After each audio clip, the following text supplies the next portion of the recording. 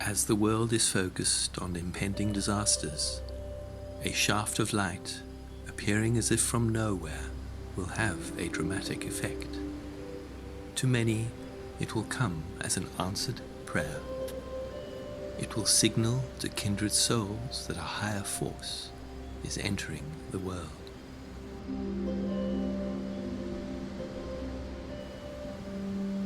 In a real sense, this great explosion of light will be part of the first stage in the emergence into the realm of form of the spiritual hierarchy. It will mark the beginning of our withdrawal from the inner planes and the consolidation of our energies with yours.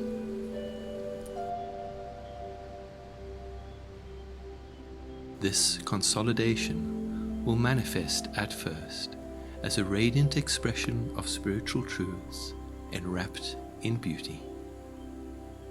Later on, it will become even more alive, as presences increasingly emerge from behind the veil that has separated our realms for eons.